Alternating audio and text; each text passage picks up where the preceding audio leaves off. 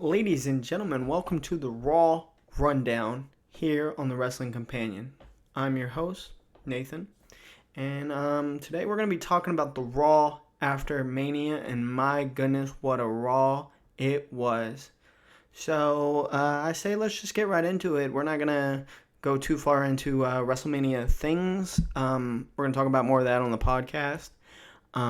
Strictly just kind of Monday Night Raw on this video in particular, but then we'll go more in depth with WrestleMania and everything that happened on the podcast. But yeah, let's get right into it. They're in Vegas, so WrestleMania weekend, so they're still there, and we're all kind of coming down from the high that is WrestleMania. It's always accented by WrestleMania. I can't talk. By Monday Night Raw, like the Raw after Mania, always, it's like a cherry on top most of the time of the Sunday that was WrestleMania. I will say this Monday Night Raw kind of helped take away from the bad, taste in my mouth, if that's the right terminology that I'm getting at. That the Night 2 main event and everything that kind of broke down there left in my mouth. Because right at the beginning of the show, we get John Cena, has the belt. I love the bland entrance. Because it's almost like a middle finger, like, to everyone that expected him to have this big fancy entrance, to have this grand thing. It's dark, and it says John Cena, real plain, and I love it. But John Cena gets on the mic, and, he just says that, he's the champ, and he's got 27 days, and in 27 days, he's gone, and that he doesn't even have to wrestle, that those are 27 appearances, and saying, hey, basically laying the gauntlet like, hey, I'm the champ now. You guys got 27 appearances to take this belt off of me. Otherwise, I'm taking it home, and I'm going to take it home. Crazy thing is, why do I kind of want to let him? But yeah, he's baiting us in, telling us, I loved him making the announcer re-announce him. Be like, hey, no, you're going to reintroduce me as this because I deem what you said is disrespectful. How you introduced me is disrespectful. Loved it. But nothing like too earth-shattering, too groundbreaking.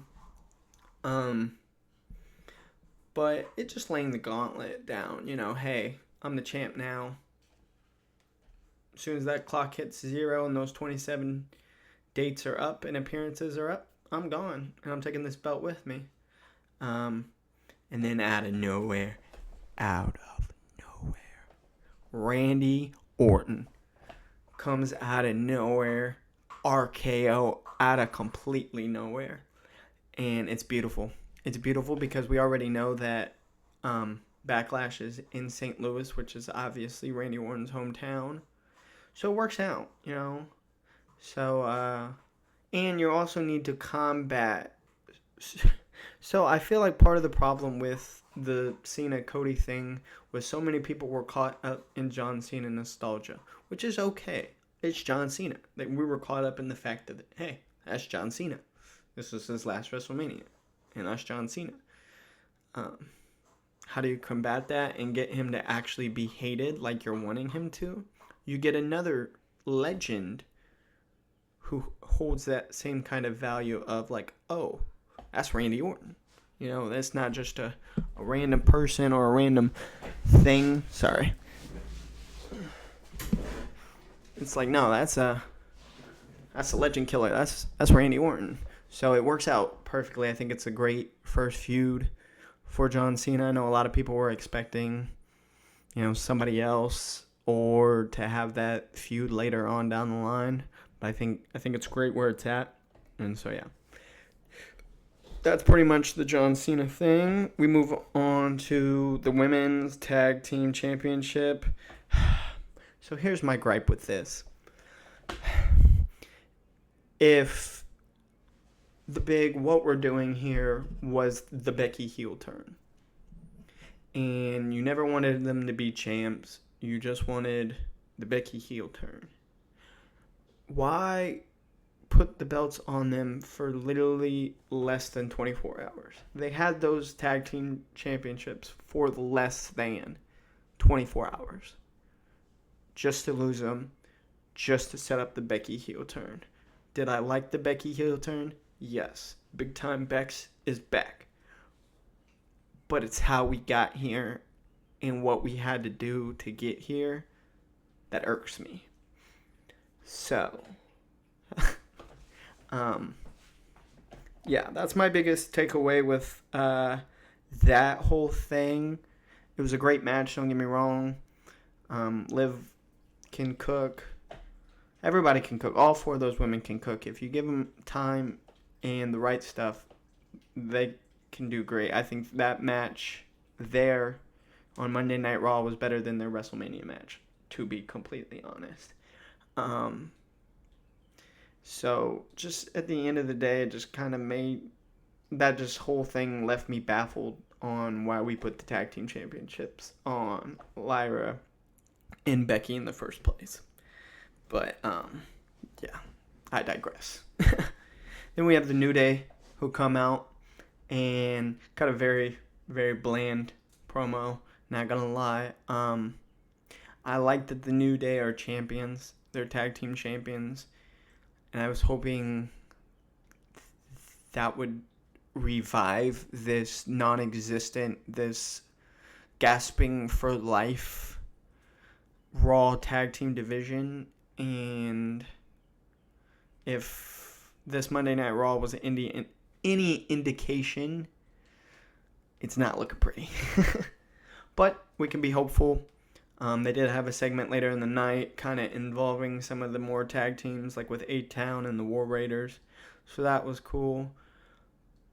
But it just feels like, I don't know, I feel like they have the right components, but they have no direction.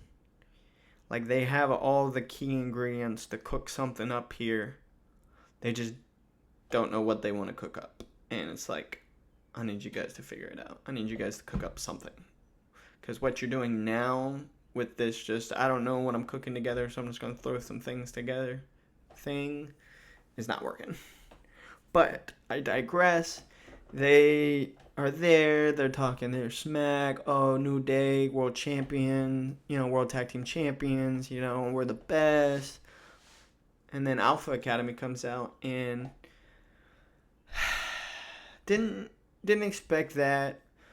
But I was like, okay. Gives the New Day some easy cheap heat and easy win kind of deal to, make them look good after a big win at Mania. We didn't get that. But so I want to say before I get too far into it is Maxine, I need more Maxine.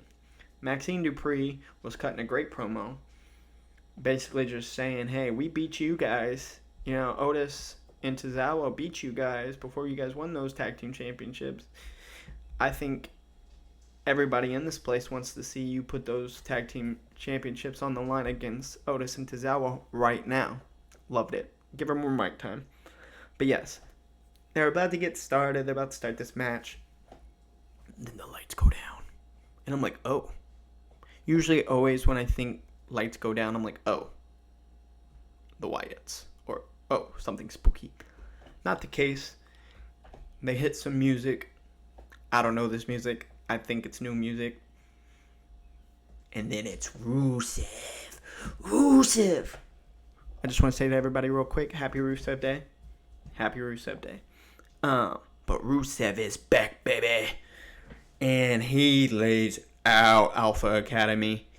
I mean, makes sense. They get beat up by everybody anymore. They're the, oh, you need your heel to beat up some baby faces, I'll just send just send Alpha Academy out there to get beat up. Otis and Cesaro, just get him to beat up. So that didn't really do much for me. I would have liked to see him be reinserted against a bigger name opponent, a bigger fish. But it's just the reinsertion. So I don't look too far into that part of it. Just because he re-debuted against Alpha Academy, I'm not gonna be like, oh, they're trying to bury him. No. We'll have to see though, because if they keep a trend of it, then maybe. But no, I think it was great. I loved it. He looks absolutely jacked. He looks great, and I'm ready for him to take over, baby. I'm ready for him to take over. So that was lots of fun. And then we had the Women's World Champion, Io Sky. And I just want to say this right here, and I'll say it more on the podcast. Everybody who doubted Io, look at you now. Looking real dumb. Huh? Everybody who said Io don't have a chance, or that Io didn't belong in this feud, or the problem was Io, don't you look dumb now. Because the people love Io. They put on a banger Mania match. What now? She took away Bianca's winning streak at Mania. What now? What are you going to say now?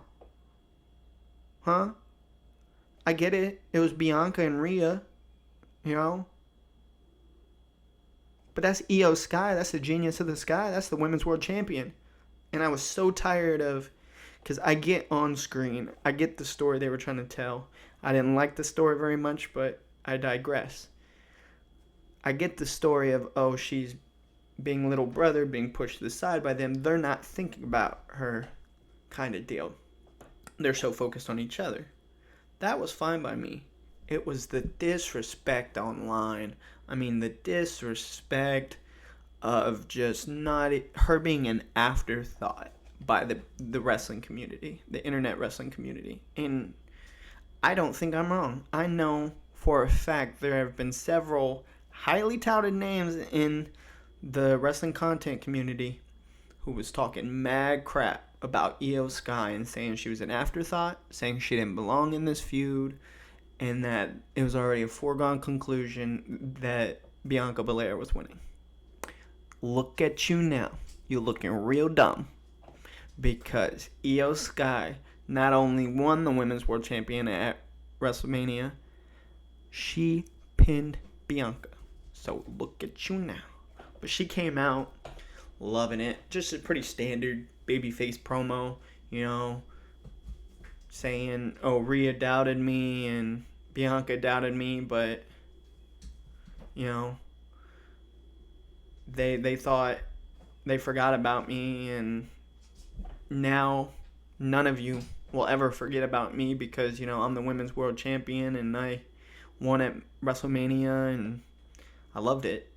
The fans were getting behind her, saying she deserved it, which she absolutely did. I mean, the workhorse, the MVP of the women's division in 2024, it's literally neck and neck between Io Sky and Liv Morgan. Take your pick. Either one is a great pick for that spot. So absolutely well deserved. And so very proud of her. So happy for Io Sky. She's killing it. So the fans were completely behind her. And then, boom, boom, Stephanie Vaquer. Did not expect that. She had a phenomenal win at Stand and Deliver. Probably the second match of that night. Right behind the main event. And she came out basically saying, hey, I'm the NXT Women's Champion. You're the Women's World Champion. You just beat two of the best in the very world, which makes you the very best in the world. Well, I want to test myself and prove that I'm the very best in the world. So she basically called her out, and they had a dream match just right there on free TV for the world to see, and I loved it. And I was very thankful of it. And they were cooking. I mean, they were doing great. And then I know a lot of people are probably mad about how the match ended. I'm not. I'm not because of this. All this is putting this women's division, NXT, Raw, SmackDown, even some people, from TNA. These women are cooking, and they are the main event. They deserve the main event. They deserve every main event because they are cooking that much. And that's what it's showing. It's saying, hey, we have the best women's division in all of wrestling. Here in the WWE, NXT. NXT is the best women's division. But WWE, we have the best women's division. I know that Evolution is rumored. So if we get another premium live event, Evolution, which for those who don't know is a all women's premium live event where it's nothing but women's matches all throughout the card. It is heavily rumored to be getting one this year. So if that is the case, then that's exactly what this is. That's exactly what this is. It's letting you know, hey, our women can carry this card. And so you get no complaints out of me because, like Roxanne, she comes in and DQs, which ends the match. And then Julia comes out and they start beating down on Io and Stephanie. And then Rhea Bloody Ripley comes out and starts beating up everybody. And it was just a great time. Next up, we got Jey Uso. So, me personally, I love Jey. I'm not the biggest fan of when the fans at wherever they're at are chanting one more time, and he has them run the music back one more time. I get it. They're chanting it. They want it. You're there live. I get it. But me at home, me viewing at home, all of us viewing at home, it's just a little much. This time, I will say it's well-deserved. I don't like it when it's not well-deserved. This right here, well-deserved. He won the World Heavyweight Champion. This is a champion's celebration, and that's exactly what it was. He came out here. He didn't really say much on the mic, nothing groundbreaking. Just came out, said he did what he had to and got it done, and he's the World Heavyweight Champion. And then you did exactly what you needed to do. You brought out his brother. You brought out Sammy. And now I want to say, Sammy, I'm looking at you, buddy, because I saw how you was eyeing that title. There was a point when I think Jey was up on the top turnbuckle, and he's holding the belt up, for the fans to see. They're popping. And Sammy was just staring at him.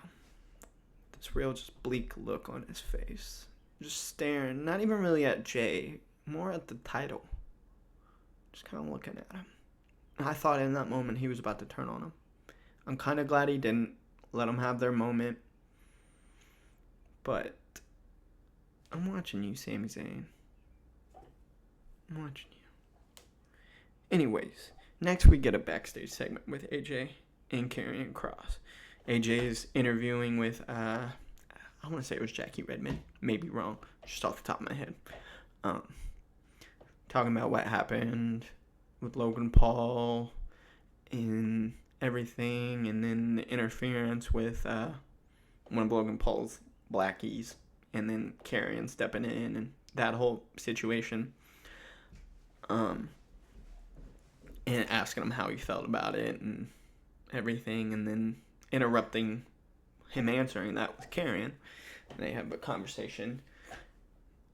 I like this feud.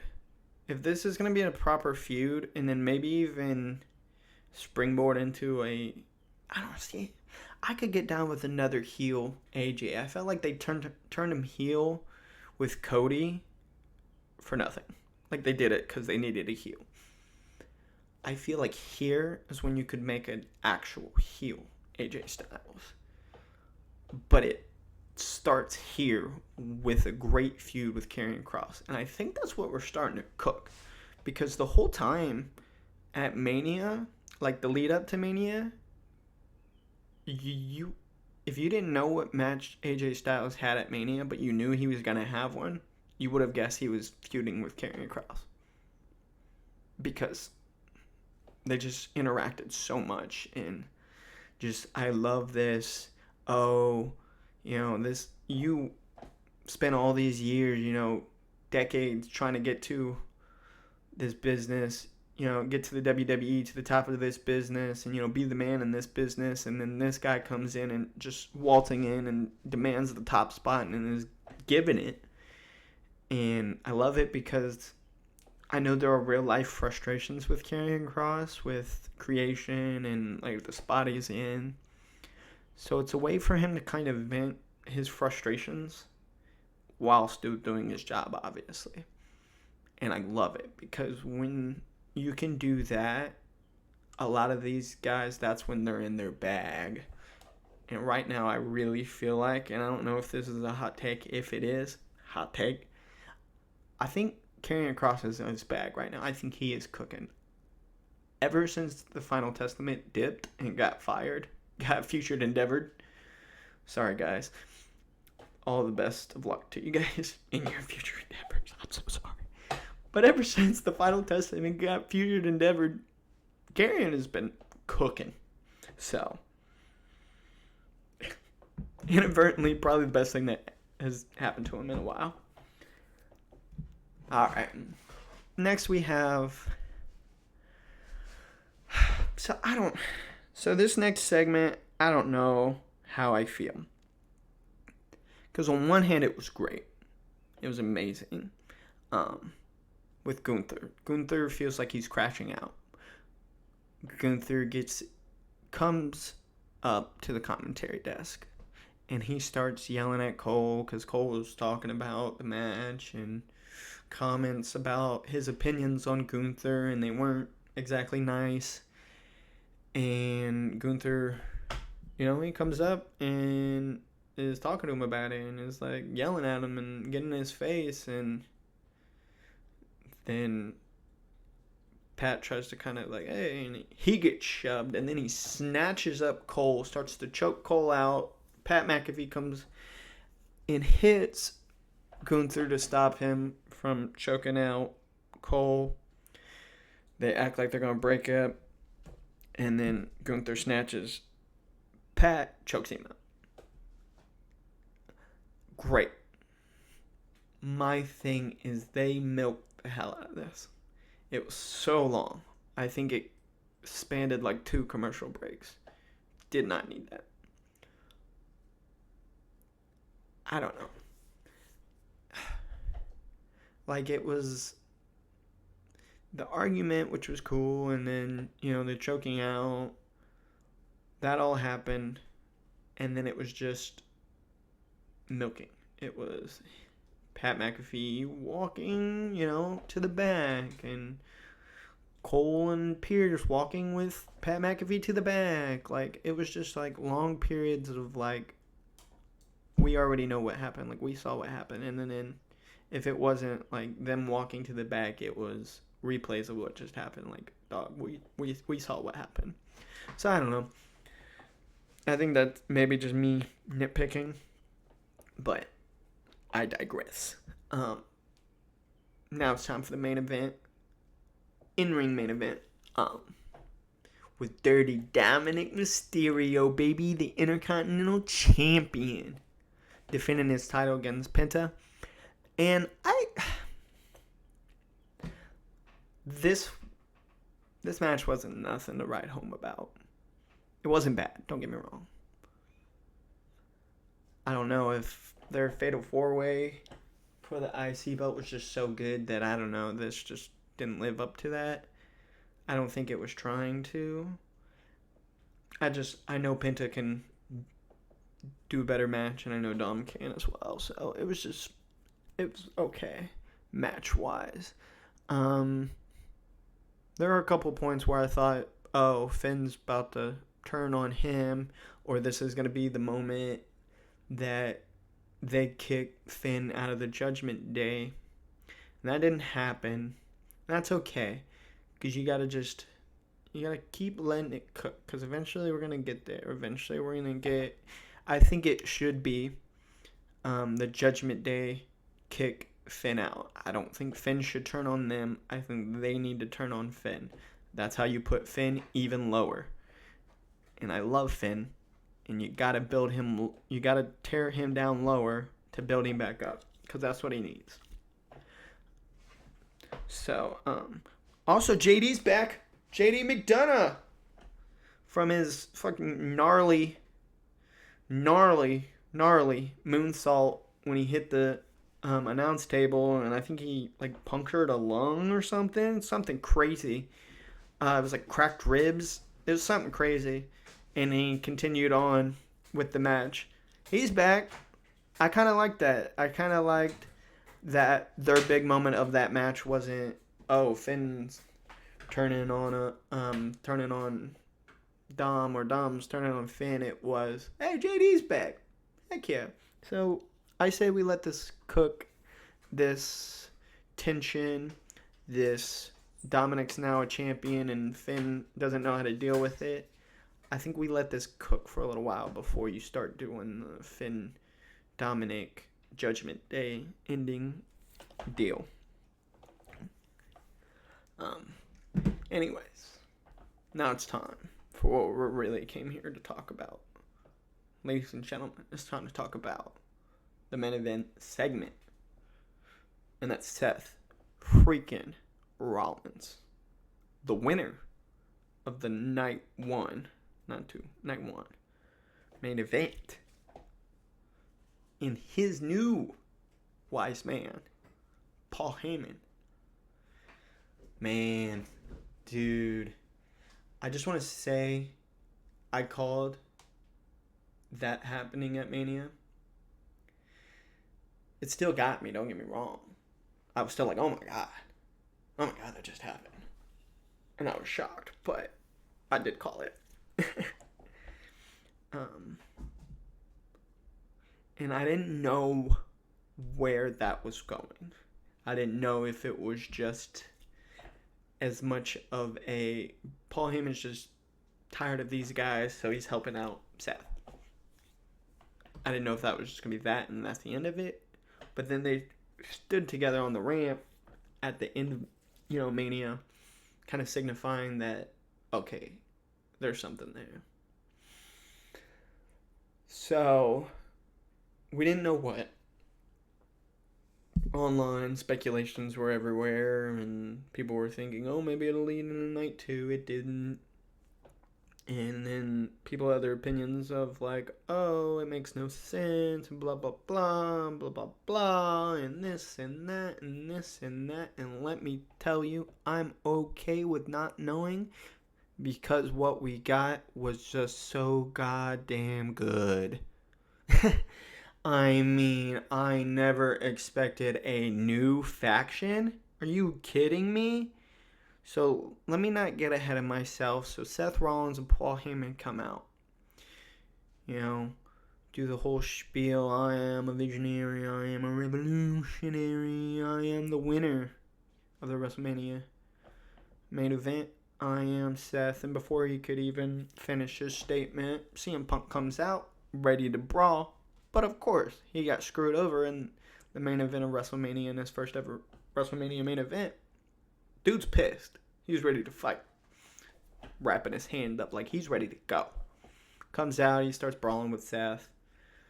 And then, he gets the better of Seth. Then gets distracted by Paul Heyman because he's like, man, I just want to.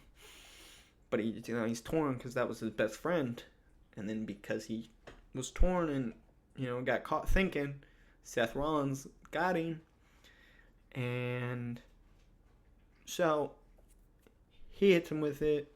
He hits him with a stomp. And then they're standing over him. And what threw me off was they acted like this was about to be the end. Because they're rolling credits. And so I'm like, really? Like, that's it? Like, we learn nothing. We know nothing. Nah. It was just a ploy. Because what we got was so good. So he hits the stomp on Punk, credits are rolling. Well, as the credits are rolling, Paul Heyman grabs the microphone and he says, basically, there's a new reigning, defending, undisputed number one guy in our industry. And his name is Seth freaking Rollins. And then the tribal chief, his music hits. He comes out just like Punk. He's pissed. He's ready to whoop some ass. He slides in, gives the meatiest spear to Seth. What a great sell. And then he got his sights set on Paul. Runs Superman punch. And then he gets in that corner. He's like, you know what? I'm spearing him. I'm going to spear him. Does the big ooh ah. Everybody gets into it. Starts running. Out of nowhere. Who was it? The unstoppable badass Bron Breakker. That's who. Fucking Bron Breakker spears the shit out of fucking Roman Reigns. My God. What? Are you kidding me? What's going on? And then he has this kind of like stare off with like Seth, like, oh, are they not in cahoots? I thought they were in cahoots. Isn't that why he's here? But maybe he's here for something else. And then he runs, spears CM Punk, signifying no. This is a thing. And then Seth embraces him, saying, you know, that's my boy. Like, oh. And the beatdown of Roman Reigns, he slides to the outside and gives him a fucking super spear through the barricade. My God. Paul Heyman, Seth freaking Rollins, Bron Breakker. The Heyman family, until we get an official title for that faction, that's what I'm calling it. The Heyman family is here. And my God, we have to deal with that. And I'm not saying that like it's a problem. And if you want to look at it as a problem, it's a great problem to have. Because I don't know exactly where they're going to go with this new faction. But literally, you could go anywhere with these boys, and I know they're going to cook. Because Seth Rollins, a heel Seth Rollins, works really well with the faction. Especially if he's spearheading that faction. And then Bron Breakker is just money. I mean, just printed money. Everything he does, promo, in-ring. You want him to just run out there and just be a badass? Money. Listen, this is gold. This is a gold mine. Plus, they have the wisdom of Paul Heyman in their corner. My God. And it almost feels like evolution. It almost feels like, you know, Paul Heyman is that Ric Flair type. You know, yeah, Ric Flair was still kind of in ring at that time, but not much. He was more an advocate. He was more of a wise man. He was more there for input and cheekiness. Then you had who really spearheaded evolution, which was Triple H, Seth Rollins. Then you had this really cool up-and-coming badass that everybody loved in Batista, who was an unstoppable badass, kind of like, Bron Breakker. All we need now is another young up-and-coming who's the future. I mean, you can definitely say that about Bron Breakker. Bron Breakker is not even... Actually, he's not even the future. He's the present. He's the future and the present. Like, that dude's money. I just feel like we need one more. I mean, we don't necessarily. But, I mean, we could. If you want to basically be the new Evolution, why not? Why not an Austin Theory? Why not a Carmelo Hayes? I know he's doing the whole thing with The Miz, so maybe not Melo, but, you know, why not? Why not one of these young guys who's literally going to be your company, you know, in the next couple years? You know, Roman's not going to be here for too much longer. Punk's not going to be here for too much longer. You know, them boys is getting up there. John Cena's done after this. So, you know. Anyways, that was Monday Night Raw. Great time. One of the best Monday Night Raws in a long time. And it was way better than last Raw after Mania, I'll tell you that. Literally last Raw after Mania, the only memorable thing that happened was an awkward moment between The Rock and Cody Rhodes. With the whole, I've never held that title. And don't break my heart again, Cody. So, this Monday Night Raw blew that show out of the water.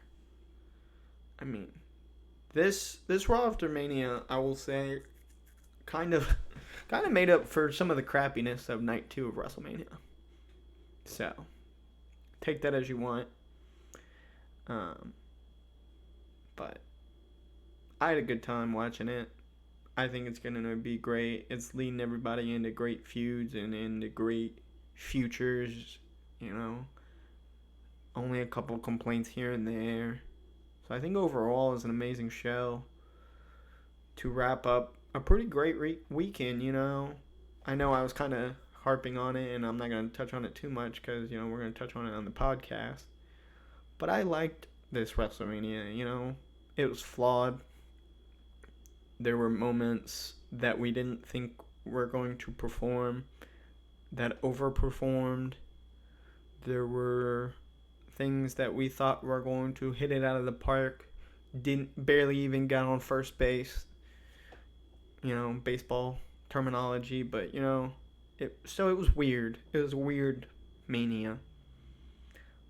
But I think this kind of helped rectify some of it. I won't say all of it. There were some things that happened and some egregious mistakes this Mania that I don't think what they did on Monday Night Raw could have fixed it. And I don't know what else they could have done to fix it. But I think the things they kind of could have cleaned up, they did. So I think overall it was a great time and a great show. So I'm going to stop rambling. I'm going to get out of here. This is the Raw Rundown. Hopefully next time I have some guests. But right now, like Jey Uso said, it's just me and Us. So I'm going to get out of here. So deuces. Ooses.